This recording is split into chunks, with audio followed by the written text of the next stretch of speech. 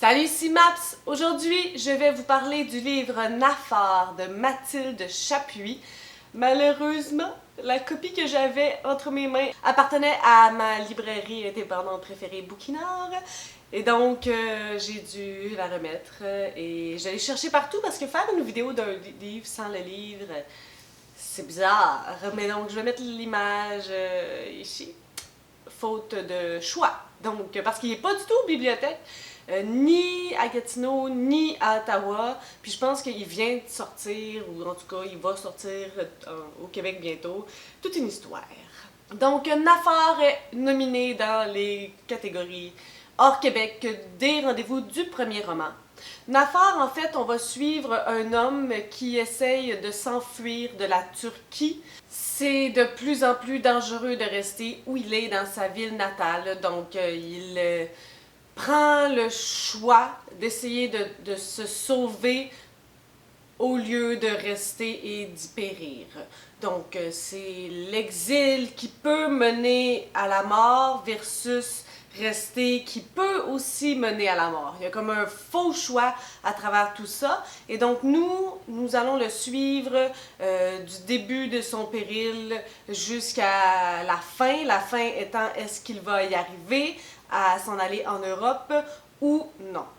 C'est un roman avec une écriture très douce, mais un contexte très dur.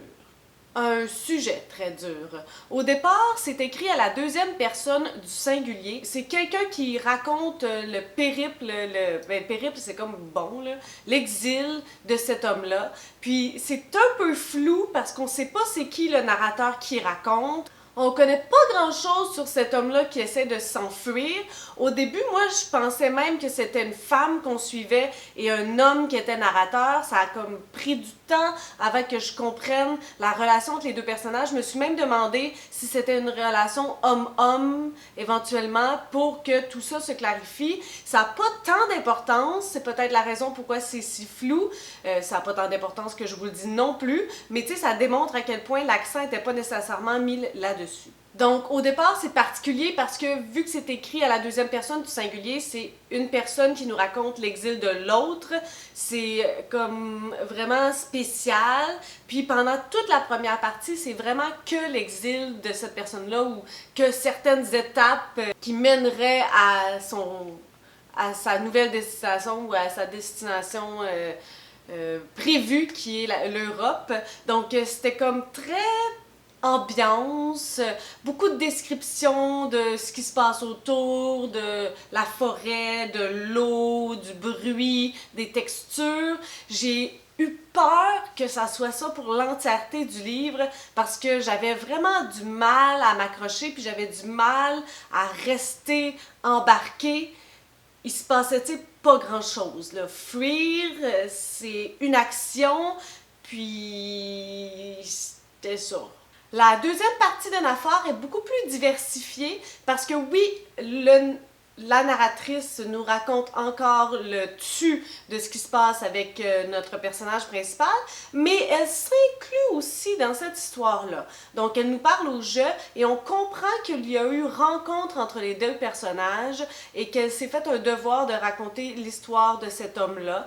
On n'est pas certain, est-ce que c'est une genre de romance qui s'est passée entre eux? Est-ce que c'était juste comme une histoire de passage, est-ce que on, mais ça amène quelque chose de nouveau dans cette fuite interminable. Il y a aussi toujours des moments qui alternent entre le présent et le passé. Puis ce qui est difficile à comprendre, c'est que notre personnage qui raconte, on ne sait pas où parvient leur rencontre à travers tout ça. Donc, il est parti de la Turquie, mais quand est-ce qu'il a rencontré la personne qui raconte? Est-ce que c'est à mi-parcours? Est-ce que c'est rendu en Europe? Est-ce qu'il s'est rendu en Europe? On ne sait pas, c'est tellement confus. On a de la difficulté à placer les moments où est-ce qu'ils sont, où est-ce qu'ils devraient être, comme pourquoi, le comment. C'est un peu mélangeant. Ça, à mon avis, c'est probablement la plus grande faiblesse de ce livre-là, parce qu'on n'a pas de repères, puis je pense que c'est important pour comprendre où est-ce qu'il en est rendu le processus cognitif du personnage que l'on suit et du personnage qu'il nous raconte. J'ai quand même beaucoup plus préféré la deuxième partie que la première partie. Je suis un peu restée bête par la fin.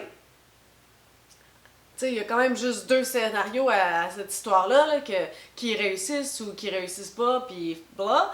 Mais il y a je sais pas, je trouvais ça bizarre comment ça a été terminé. Malgré tout, j'ai réussi à être transportée un petit peu plus dans la deuxième partie, mais j'aurais vraiment aimé m'immerger davantage dans l'histoire. J'aurais aimé, tu sais, à être pas à pas avec le personnage, puis vraiment plus comme cheerer pour lui, chose qui n'est pas arrivée. Donc malgré tout, c'est quand même un bilan correct. Je pense que sur Goodreads, j'y ai mis 3 étoiles. C'est sûr que ça a une grande importance au niveau historique par rapport aux conflits sociopolitiques de la Turquie, de la Sibérie. Je suis vraiment pas une experte en histoire et en géographie, donc j'ai vraiment peur de dire des choses qui sont pas des bonnes choses ou qui sont pas vraies. Mais par rapport à cet aspect-là, c'est clair que ce roman-là est important, mais par rapport à son impact sur moi, il a été sans plus. Sur ce, si vous avez des suggestions, des critiques, des commentaires, n'hésitez pas à le faire en dessous de ma vidéo. Je publie des vidéos pour l'instant encore aux 3 jours. Si vous aimez cette vidéo, n'hésitez pas à mettre un petit pouce ou à vous inscrire à ma chaîne. Et sur ce, je vous souhaite de bonnes lectures.